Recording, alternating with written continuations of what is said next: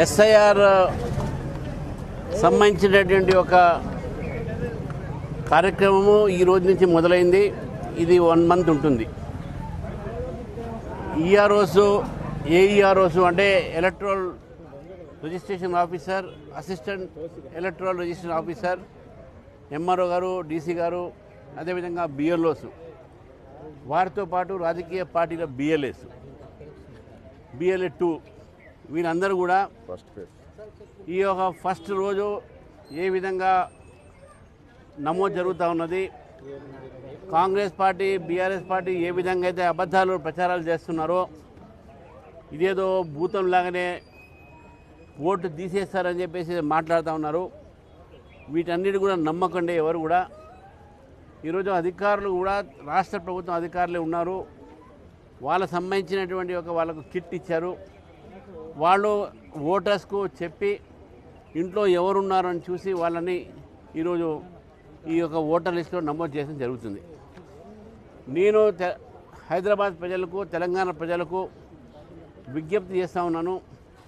ఈ ఎస్ఐఆర్ అనేది ప్రచారం చేసినట్టు బీఆర్ఎస్, కాంగ్రెస్ పార్టీ ఓట్లు తీసేది కాదు.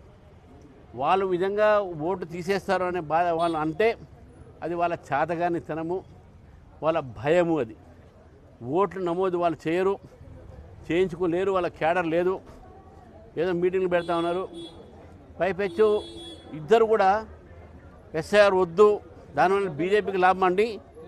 ఈరోజు ముఖ్యమంత్రి గారు వాళ్ళ నాయకులకు హెచ్చరించారు, ఎస్ఐఆర్లో పాల్గొనకపోతే మీ మీద చర్య ఉంటుందని చెప్పారు. మళ్ళీ ఎందుకు ఇస్తున్నాడు అట్లా అంటే ఎస్ఐఆర్ వాళ్ళు పెట్టిన ఎస్ఐఆర్ వాళ్ళ ప్రభుత్వంలో 10 సార్లు జరిగినాయి కాంగ్రెస్ ప్రభుత్వం గతంలో. బీఆర్ఎస్ కూడా కింద ఏం లేదు ప్రజలకు, ఓన్లీ ఉత్తర కుమార పలుకులే. మీ వస్తాం అధికారులు, మీ అధికారం ఇంకా రాలేరు, మీరు అసలు అధికారం ఉండరు, మిమ్మల్ని ఎవరు కూడా పట్టించుకోరు. ఇక మీకు క్యాడర్ లేదు. బీజేపీ క్యాడర్ని చూసి మీరు భయపడి బీజేపీ అందుకే గెలుస్తుంది అంటున్నారు. బీజేపీ ఒకవేళ గెలుస్తే ఉన్నదంటే ప్రజల బలం వల్ల గెలుస్తున్నాం. మేము బెంగాల్లో ప్రజల బలం వల్ల గెలిచినాం. ఈ ఎస్ఐఆర్ గెలవలే.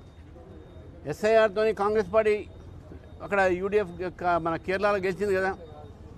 అందుకే ఈరోజు నేను ప్రజలకు చెప్తున్నాను, తప్పుడు ప్రచారాలను మానండి. ఇది బీజేపీయో కేంద్ర ప్రభుత్వం కార్యక్రమం కాదు. ఇది అందరం కూడా బాధ్యతకరంగా, అది ఏ మతమైనా సరే, ఏ కులమైనా సరే, ఏ ప్రాంతమైనా సరే, హైదరాబాద్ నగరంలో ఎక్కడి వాళ్ళైనా సరే ఇక్కడ ఓటు వాళ్ళు నమోదు చేసుకోండి. ముఖ్యమంత్రి గారు బెదిరించినట్టు మీ ఓటు ఇక్కడ చేయకపోతే అని భయపెట్టడం అనమాట. ఇక్కడ ఇతర రాష్ట్రాల నుంచి వచ్చినట్టు ఓటర్లకు భయపెట్టడం, ఇక్కడ మీరు ఓటు నమోదు చేసుకుంటే మీ ఆస్తులు పోతాయి, మీకు అవి పోతాయి, ఇవి పోతాయని. అవి ఏం లేదు. ఎక్కడైనా భారతీయ పౌరుడు ఎక్కడ ఉంటున్నాడో అక్కడ ఓటు రిజర్వ్ చేసి ఒక్కడే రిజిస్టర్ చేసుకోవాలి. కాకపోతే ఒక చోట రిజిస్ట్రేషన్ చేసిన తర్వాత రెండో చోట చేస్తే అదే ఒక అఫెన్స్, అదే ఒక నేరము. దానికి శిక్ష అర్హతలు 1 ఏడాది పాటు శిక్ష పడుతుంది. కాబట్టి ఎవరు ఓటు వాళ్ళ ఎక్కడ ఉన్నారో అక్కడ చేసుకోవాలి.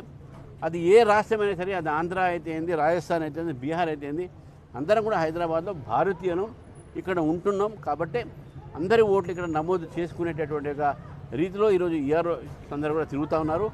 నేను ఈరోజు ఈఆర్ఓస్కు, బిఎల్ఓస్కి కూడా నేను మెచ్చుకుంటున్నాను. ఎందుకంటే పొద్దున్న నుంచి సాయంకాలం తిరిగి రోజుకు 50 ఓట్లు నమోదు చేసేటటువంటి బాధ్యత వాళ్ళది. నేను ప్రజలను కోరుతా ఉన్నాను, మా బిఎల్ఏస్ని కూడా కోరుతా ఉన్నాను, మనం బిఎల్ఓస్తోని మనం కోఆపరేట్ చేస్తాం, సహకరిస్తాం.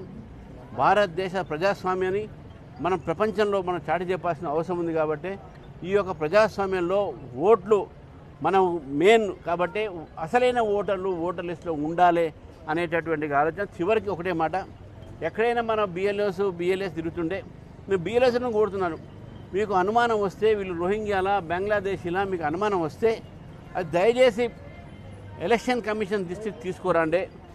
ఆ ఓట్లు తొలగించాల్సిన అవసరం ఉందని చెప్పేసి కూడా మేము భావిస్తాము.